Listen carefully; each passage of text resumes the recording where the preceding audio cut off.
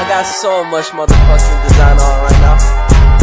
Break it down, bring it back, make it clap. I got 3 old thoughts, new block, where that thing. Bitches on my line, and you know. Halo teman-teman, di sini saya dan teman-teman saya ingin menjelaskan tentang zaman Mesolitikum. Sebelum masuk ke materinya lebih mendalam, sebaiknya kita tahu dulu nih, apa sih zaman Mesolitikum itu? Kok bisa zaman Mesolitikum ini disebut sebagai zaman Batu Tengah? Oke, langsung aja ke materinya. 1. Pengertian zaman Mesolitikum. Zaman Mesolitikum diambil dari arti katanya dalam bahasa Yunani, yaitu meso yang artinya tengah, litik yang artinya batu, dan kum yang artinya zaman. Jadi zaman Mesolitikum ini merupakan zaman batu tengah ya teman-teman.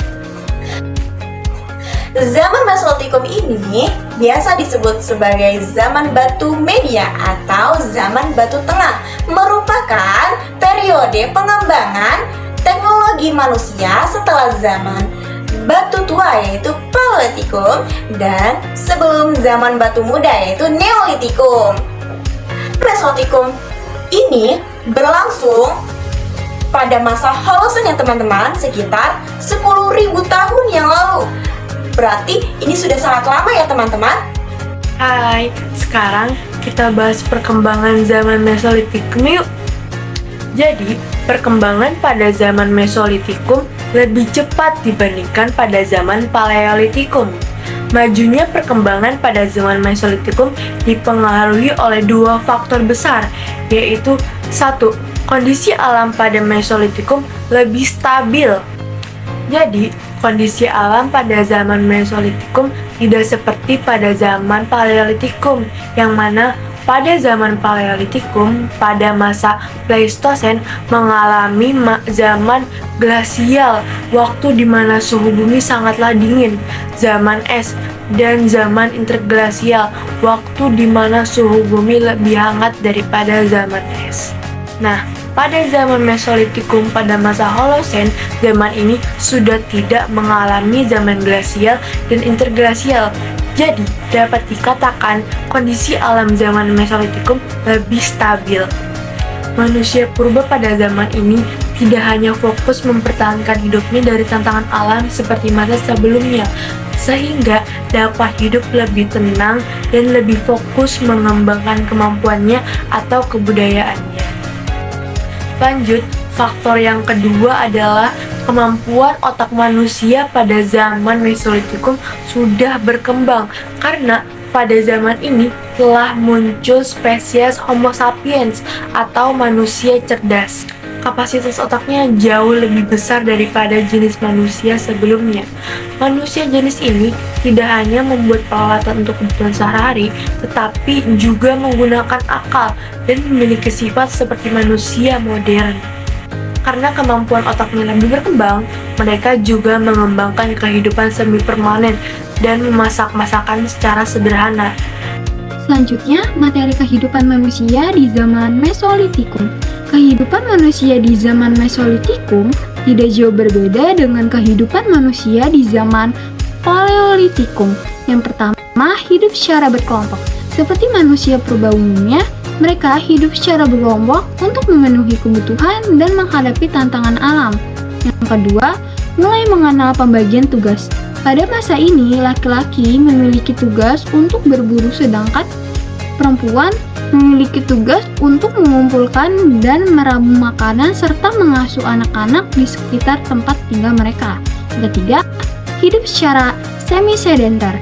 Manusia di zaman Mesolitikum sudah mulai meninggalkan hidup nomaden. Mereka hidup secara semi-sedenter atau hidup secara tidak tetap dan memilih untuk menetap di gua-gua, di pinggir pantai, atau di pinggir sungai yang disebut dengan Abrisuchroch. Yang keempat, pada masa Mesolitikum, selain berburu, mereka sudah mampu bercocok tanam dengan teknik yang masih sangat sederhana. Penanaman ini dilakukan secara berpindah-pindah sesuai dengan kesuburan tanahnya. Nah, pada masa zaman ini juga, mereka memiliki kemampuan untuk meramu makanan. Yang kelima, Pada masa Mesolitikum, mereka mulai mengenal api. Pengenalan mereka akan api dimulai melalui pengalaman hidup mereka. Pada saat itu mereka melihat adanya pohon yang terbakar karena tersambar oleh petir. Dan yang kedua, ketika mereka menggeserkan batu, muncul percikan api. Nah, api pada saat itu digunakan untuk menghangatkan tubuh, penerangan di dalam gua, meramu makanan, dan untuk menghalau binatang buas. Selanjutnya kita akan bahas materi keempat, kepercayaan di zaman Mesolitikum.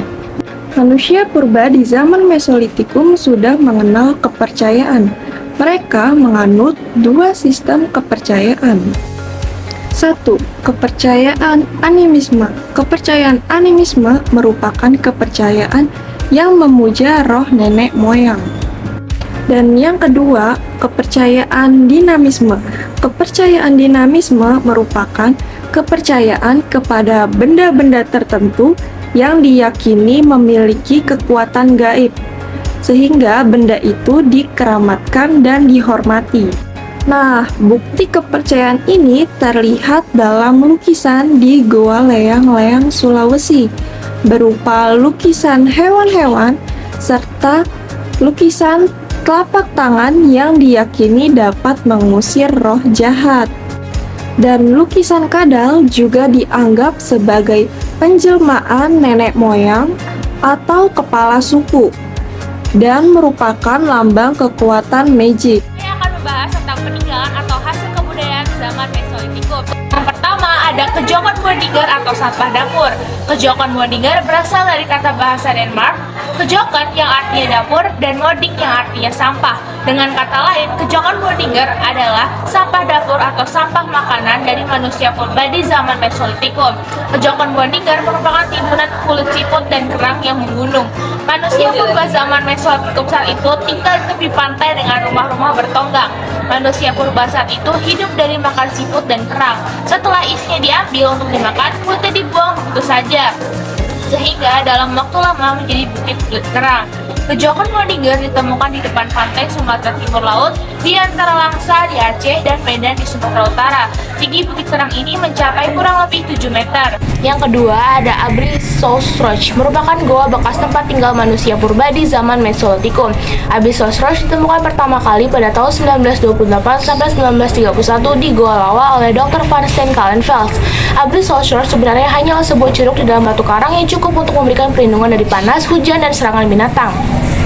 Fungsi Abyssosroch adalah sebagai tempat berlindung dari cuaca dan binatang buas. Dalam gua ini banyak ditemukan alat-alat kehidupan manusia purba di masa itu. Yang ketiga ada kapak genggam Sumatera atau prebel.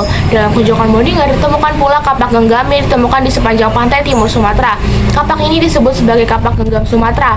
Alat yang terbuat dari batu kali yang dipecah-pecah ini ditemukan oleh Dr. Van Steen Kallenfels di tahun 1925. Kapak genggam ini digunakan untuk menumbuk biji-bijian, membuat serat-serat dari pepohonan, membunuh binatang buruan, dan sebagai senjata untuk menyerang lawannya. 4. Yaitu kapak pendek atau hitchcord. Selain kapak genggam Sumatera, Dr. Van Steen Kallenfels juga menemukan kapak pendek atau hitchcord ini di Bukit Kerang atau Kejokan Wodinger. Ukuran kapak ini lebih pendek atau setengah lingkaran daripada kapak genggam. Kapak pendek ini seringkali manusia gunakan untuk memotong buah, gambit tanah untuk ambil makanan yang ada di dalamnya. Contohnya misalnya umbi-umbian. Kapak ini terdapat di sepanjang pantai Sumatera. Yang kelima ada batu pipisan. Batu pipisan adalah alat kehidupan manusia purba zaman Mesolitikum yang berupa batu penggiling serta landasan. Alat ini digunakan untuk menggiling makanan serta menghaluskan cat merah yang digunakan untuk keperluan religius dan ilmu sihir. Batu pipisan banyak ditemukan di situs-situs Jawa Tengah. Salah satu penemu batu pipisan yaitu Steen Kallenfels yang melakukan penelitian di Jawa Timur dan juga Pulau Sumatera. Yang keenam, ada kebudayaan Toala. Kebudayaan Toala merupakan kebudayaan di mana alat-alat kehidupan manusianya berasal dari batuan yang menyerupai batu api dari Eropa. Contohnya batu kalsedon, jaspis, obsidian atau batu kapur. Dan juga pada kebudayaan Toala, mayat orang yang meninggal akan dikuburkan di dalam gua. Setelah tulang mayat mengering, akan diambil kembali dan diberikan kepada keluarganya sebagai kenang-kenangan. Kaum perempuan di masa itu biasanya menjadikan tulang-tulang tersebut sebagai kalung. Salah satu ciri khas kebudayaan Toala adalah lukisan-lukisan di gua tempat tinggal warga suku Toala seperti cap tangan dan lukisan babi hutan yang dicat. Peninggalan lukisan kebudayaan Toala masih dapat dilihat di Maros, Sulawesi Selatan. Oke, jadi di sini aku mau jelasin tentang manusia pendukung di zaman Mesolitikum. Manusia pada zaman Mesolitikum adalah Homo sapiens. Homo sapiens ini terbagi menjadi dua ras, yaitu ras Australonemelansoid atau mayoritas dan ras Mongoloid atau minoritas. Selain itu juga ras-ras tersebut memiliki dua suku yang berbeda-beda, yaitu ras Australonemelansoid memiliki suku Melanesoid dari Papua dan Aborigin dari Australia. Begitu juga dengan ras Mongoloid yang memiliki dua suku, yaitu Semang dari Malaysia dan Atka dari Filipina. Hal ini dibuktikan oleh penemuan dari fosil-fosil yang ditemukan pada era tersebut. Jadi kesimpulannya adalah zaman Mesolitikum ini merupakan zaman yang dimana satu, manusianya sudah hidup tidak secara nomaden atau tempat tinggalnya sudah bertempat tinggal secara permanen dan tidak berpindah-pindah ya teman-teman, seperti di gua dan di pinggir pantai. Yang kedua, sudah mempunyai kemampuan bercocok tanam walaupun masih menggunakan cara yang sederhana ya teman-teman. Yang ketiga, sudah bisa membuat geraban ya teman-teman. Yang keempat, masih menggunakan cara food gathering untuk mengumpulkan makanannya ya teman-teman.